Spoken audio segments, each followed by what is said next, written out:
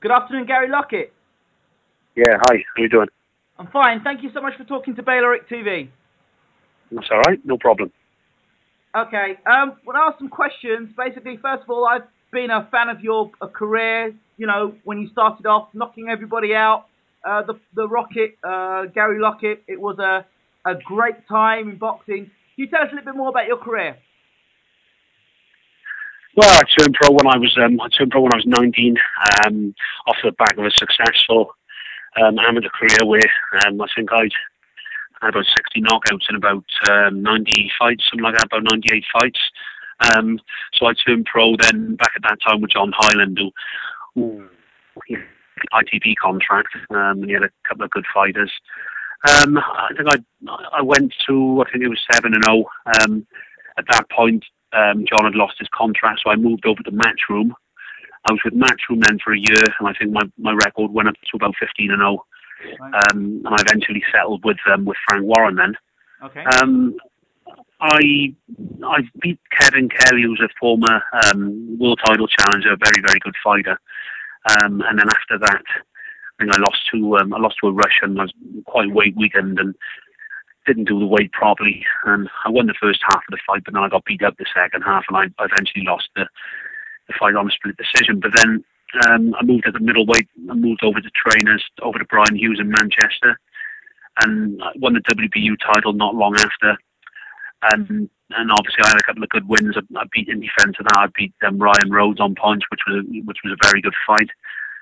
All the way to my challenge against Kelly Pavlik, where I wasn't good enough, And at the time, Kelly Pavlik was 33-0, knocked out 30, and he was a monster, So he was just a little bit too good for me. And after that, I just felt that it was time to retire. I know I was young, but I don't think I wanted it anymore. I was never really a massive boxing fan.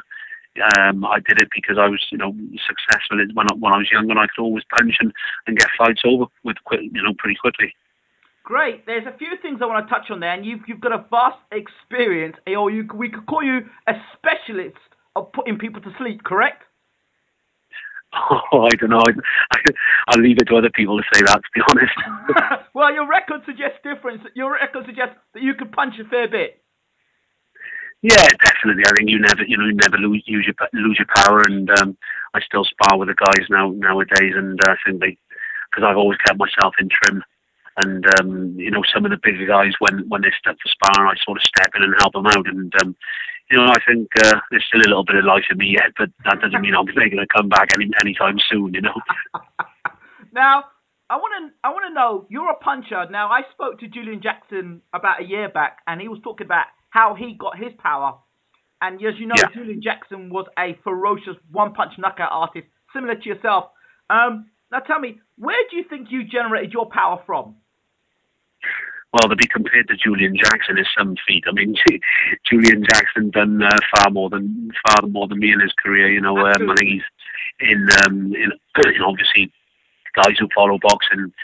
Back to when they was younger, Julian Jackson for me was probably the master KO artist. I mean, I saw him in so many fights where he was almost down and out, and then boom, he catch one and he'd win the fight. But I just think I think it has to be natural. I think you have to be born with it. If you've got power to send someone's lights out with sort of half a punch, I think you've got to be born with that. You've either got it or you haven't, and I just don't think that you can train that on someone. I think you can improve someone's defense.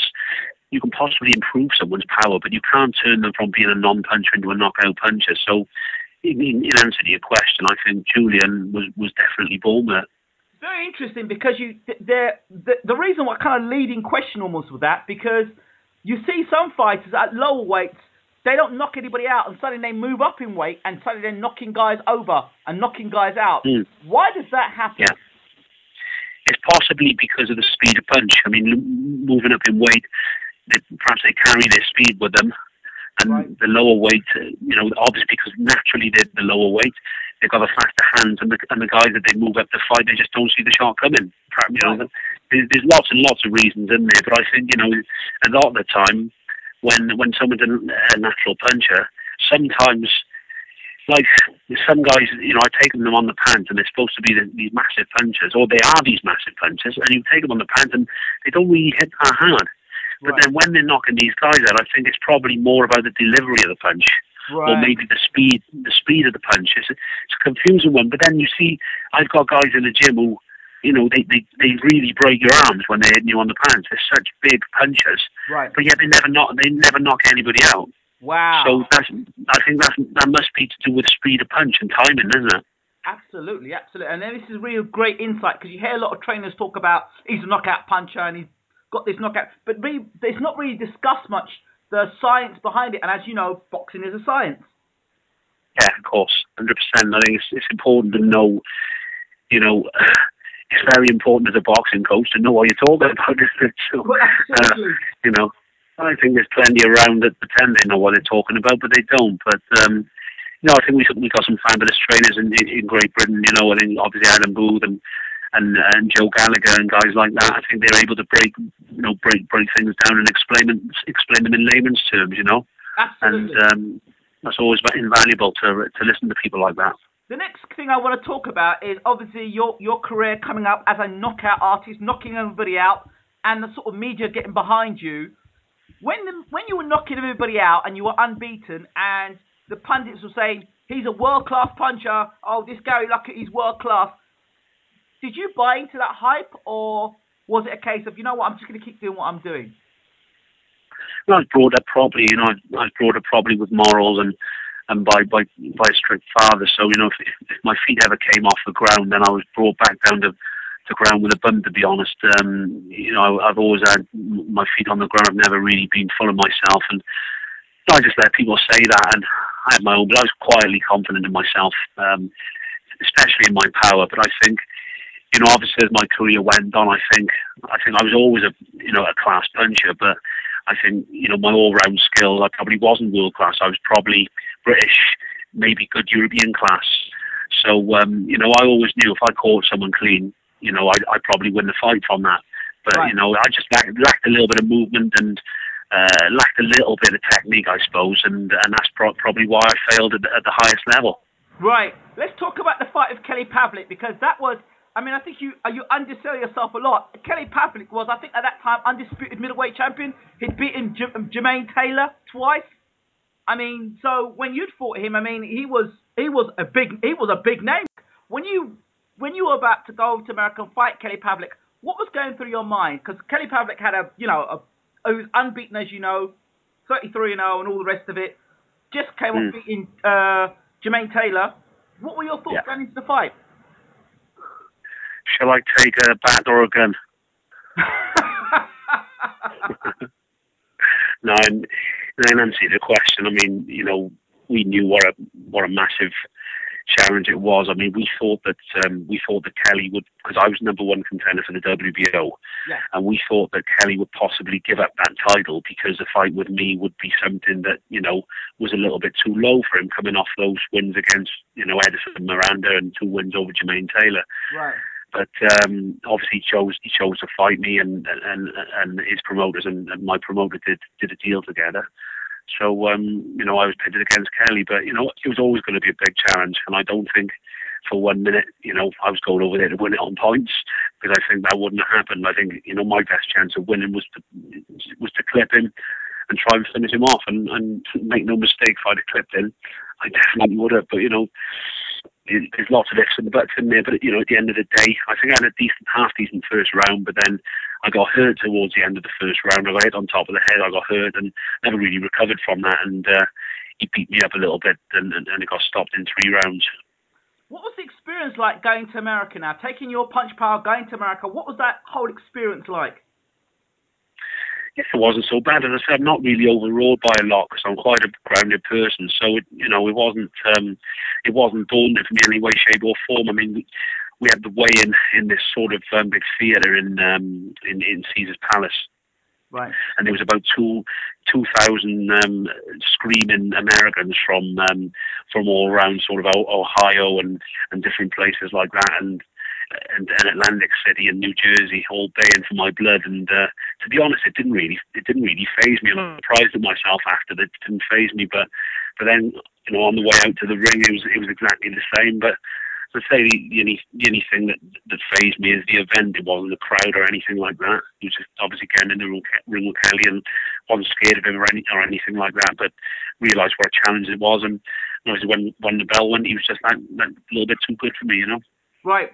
So was it the fact that you got beat by by Pavlik that made you think, you know what, that's it, I've had enough of the game, or what was it really that really said, you know what, that's it, no more, this is as I think I'd always had outside boxing interest because I had property portfolio as well, and I'd always tried to do things outside of boxing for when I finished, and I think I'd fallen out with love of boxing about 3 or 4 years before that through sort of arguments with promoters and being kept out of the ring and boxing politics. I think I fell out of love with the game a little bit. So, when I lost to Kelly, I think that was the last straw, and I just felt that it was time to focus my energy on something else.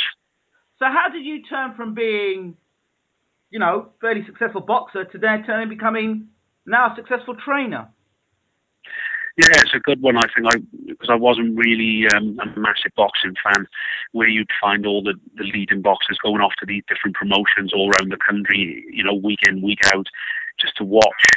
You would never have found me doing that. The only time I'd ever go to a boxing promotion was, if I was boxing on it myself, or if a very good friend was boxing, I'd go to support him. But in answer to your question, I think I was out of it for about a year.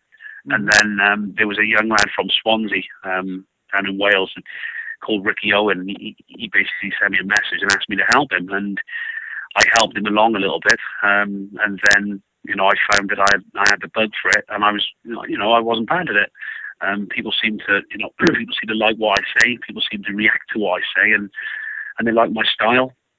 And then, obviously, I think it was about a year later, I had a message which was massive for a very new trainer, and a message off Gavin Rees. Wow. Approaching me and basically asking, could he come and train with me? Could he try it out? And that was a making of me, if I'm honest. And we're still together now, Gavin and I. I think he had a controversial loss last weekend in one of the fights of the year. But Gavin put me on the map, and Gavin gave me the chance to showcase what I could do. And obviously, from our success together, there are other fighters that have approached me, and I've got quite a big camp now, and they're all good boys. They're all successful. So, can you talk to us, for those who don't know who Gary Lockett is as the trainer? Can you give us an overview of the sort of fighters you've got in your stable now? Yeah, obviously there's Gavin Rees, who's been a WBA champion. He's also been a double British and a European champion. He also fought Juergen Braehmar over in Atlantic City early last year. He was actually stopped in 5 rounds, but he put up a very, very good performance, and he had the Americans cheering him at the end, whereas they were booing him at the start. Right. And I've also got Enzo Maccarinelli now, who's in a world title challenge against Juergen Braehmar over in Germany. Enzo's been a WBO champion at the cruiserweight many years ago. He got knocked out a few times, suffered with a crisis of confidence, and we teamed up together about 2 years ago, and he's been doing really well again. He's got his confidence back. He's won a few fights on the trot now by a knockout. He's won the Commonwealth title, and obviously he's got this world title chance now. On April the 5th. If you'd have said this 3 years ago that Enzo would be fighting for a world title, I think guys would, if you'd have said that, I think people would have thought you were on crack cocaine, So for him to get his shot now is a remarkable story just in itself. Well, this is really one of the main reasons that I've made the call to try and get in contact with you, because Enzo Maccarinelli, if we remember, I remember him getting knocked out by Ola Obalafi.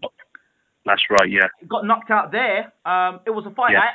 I actually thought that Ola would have won, because I heard many stories in the gym about Ola and how good a punch he took and the Klitschko's. And I figured that later on in the fight, I felt that Maccarinelli would gas, and that's where Ola would take over. I think around 8 or 9, I thought he would stop him, and that's what happened. Similar with Lebedev, and I felt that there was a confidence issue there with Enzo, because we all know Enzo could punch, but the confidence I think was missing from way back at the David Haye fight. Your thoughts? Yeah, I think so. I mean, at the time, I think when he lost to Haye, I just don't think he recovered from that, and I think he needed someone strong, behind him, someone who was training him to be strong and just sit him down and just say, look, David Haye's moved up to heavyweight now.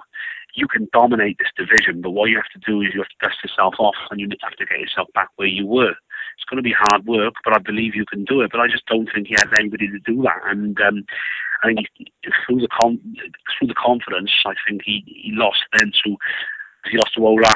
He was controlling the fight with Ola, and he was probably winning by about 5 or 6 rounds, and he'd already been wobbled though, alarmingly. I think in about the 4th or 5th he got wobbled, but then in the 9th he took a shot and got poleaxed, didn't he? So there you go. I think from there he got stopped by Denis Lebedev in a dreadful performance. He just wasn't at the races at all. And then he regained some form by going over to Russia and flattening their guy for the European title. But then in his first defence, again, whilst dominating the fight against Alexander Trengel, but through recklessness, he walked into one again and got knocked out again in like one of those highlight reel knockouts. It was really, really bad. And I think there were thousands of people calling for him to quit, including me. I'll be honest. I thought it was the end of his career. He had a badly broken jaw. He went away, picked himself back up, and he came back again, and he wasn't quite right. And I think he had 2 or 3 fights, and there was a couple of fights where he looked shocking. That's where Dean Powell then, God bless his soul, he was a matchmaker for Frank Warren. He took his own life this year, late last year. I mean, he phoned me and approached me to work with Enzo, and I've got to be honest, my first reaction was, I don't know, I'd have to really see him in the gym and see how he reacts to the spar and see how he reacts to the training. And he ticked all the boxes. And look, I sit here and I'm not sorry to say that he proved us all wrong. He's in a world title fight again. So, the night where back in August the 17th, 2013, the night where he beat Over McKenzie, who was a very, very dangerous puncher. Yes. That was possibly, the night of my life as a coach. It was a fantastic night. So tell me, what do you think you brought to the table to bring? I mean, you've brought literally you've almost like Jesus and Lazarus. You've brought what's his name back from the dead. I mean, Maccarinelli was out. I mean, even I was calling for his retirement. I think, look, this guy's shocking. He shouldn't be anywhere near a ring. He should be on the outside coaching. I mean, that's what I was thinking as well. There's so many people who are thinking it. I mean, and for you to have done what you did, you've literally brought a man back from the dead. Well, first of all, Big Man, Big Man's done it himself. It's nothing, I'm not the one that's in there. He's got to have the dedication and application. I can supply to things. At this point in time, there's very little I can teach Enzo. But what I can teach Enzo is about defence. My old coach Brian Hughes. I was with Brian for 6 years, and Brian had a lot of champions over the years. And you see all the champions that Brian had, they were very, very good defensively as well as offensively. Right. And I didn't necessarily, when I was with Brian, I was a little bit of a reckless fighter myself, but I always had a good chin. But in terms of teaching defence, I think Brian Hughes was brilliant, and I picked a lot off him. And a lot of the work done with Enzo has been very monotonous and it's been boring. And I think at times he was thinking, do you know what, is this for me? But when he was fighting and people were saying about the improved defence, and I think going back a couple of years ago, he probably would have got knocked out by Over McKenzie. But where his hands were high and he was blocking punches and coming back with counters, I think that was the key. And as I say, a trainer's only as good as his fighters. And it was the big man in there doing it. So he's brought himself back, and I'm extremely proud of him, for that. Absolutely. I want to also talk about the decision to come from cruiserweight down to light heavyweight. What was in that decision? Yeah. Why did he do that? Well, I think, personally, I think it was one reason. It was Nathan Cleverly. I think that Enzo saw a chance against Nathan Cleverly to box Nathan, and I think this thing, whereas Enzo moving down to light heavyweight, it was a problem in other people's minds, not his.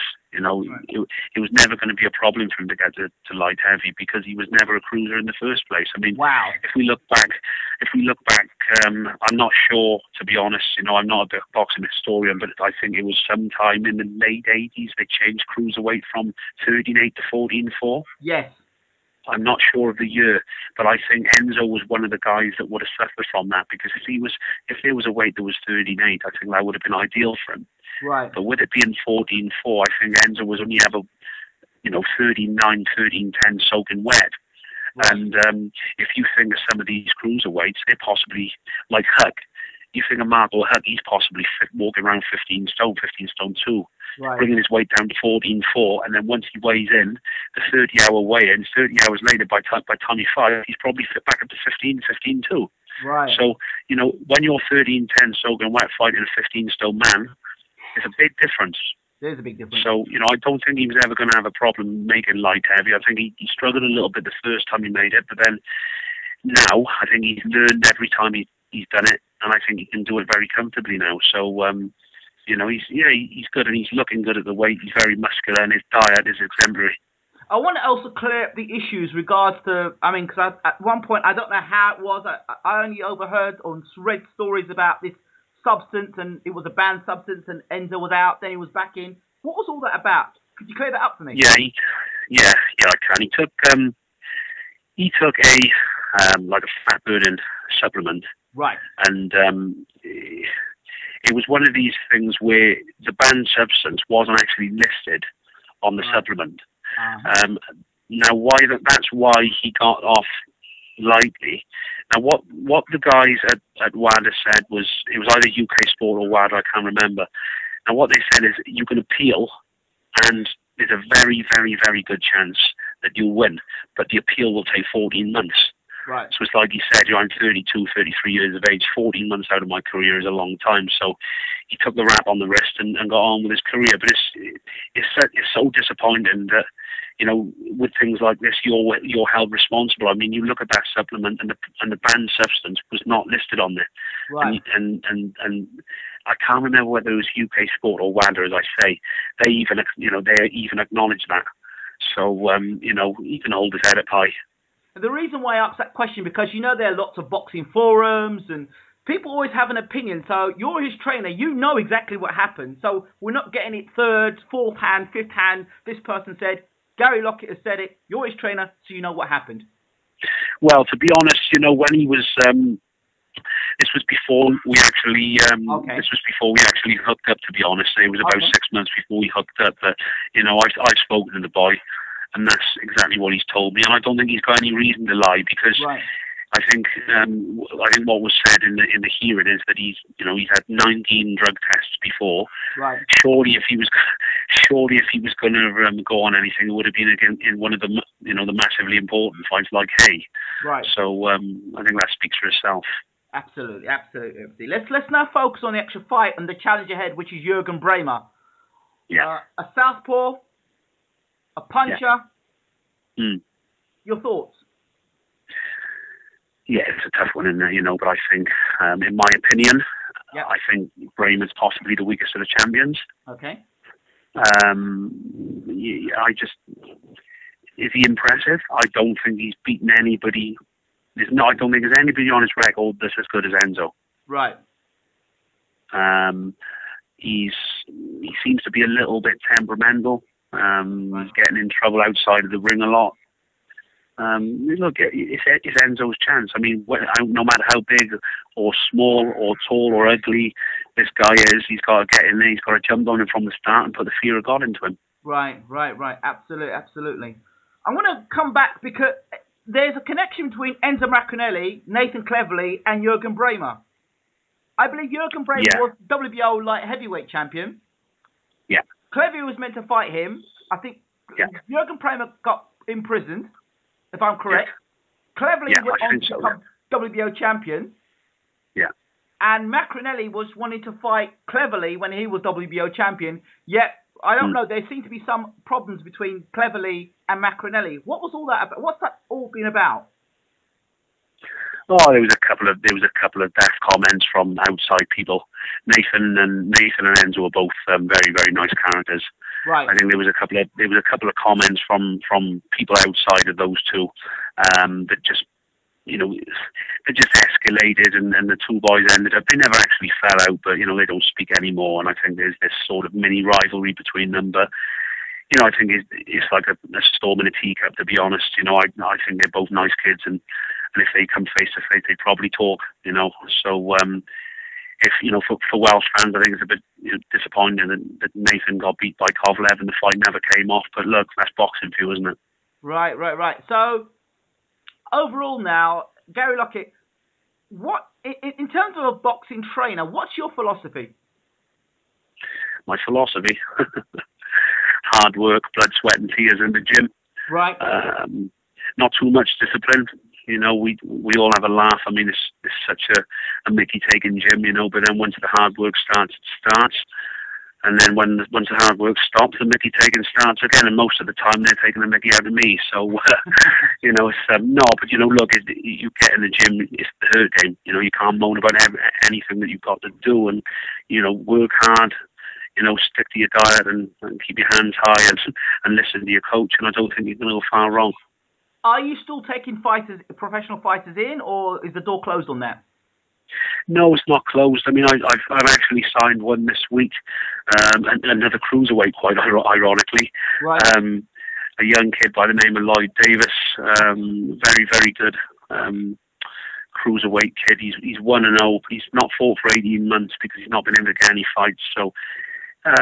He approached me, and you know, luckily enough, his manager let him out of his contract, and so we find ourselves now with a cruiserweight in the camp, and I've got bright hopes for him. So, if somebody wanted to come to Gary Lockett's gym, what would they have to do? What's the criteria for you?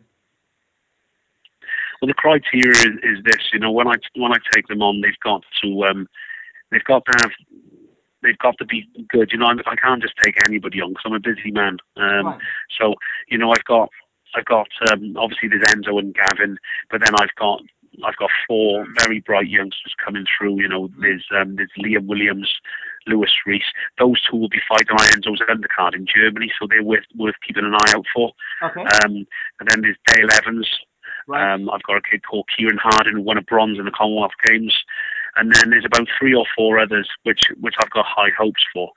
So the door's not closed on signing others, but you know, if I am to sign others, then they've got to be very good. You know, and as long as they come in the gym and they work hard and they get on with the boys, they've got to be nice people as well. You know, then you know then it'll all work good. So are you based up in Wales? Yeah, I'm in Cardiff. Right. My old stomping ground. Know it very well. Very well. Is it really? Yes. Yeah, I'm in Ocean Way over by on the way out to the docks. Right. Yeah. No. Do you know Ronnie Rush? Say again. Ronnie Rush, of course I do. Yeah. That was my old trainer. Ah, right. Okay. He was a character. He was a character. Yes, indeed. Hard work. And Barry Jones. Yeah, of course. Of course you know Barry Jones. Right, so we were in the... Of course I do. Myself and Barry were in the same gym together. So I was in Cardiff for 2 years. It was a wonderful time. Oh, fabulous. Yeah, myself and Barry are colleagues on Box Nation. Of course. So there.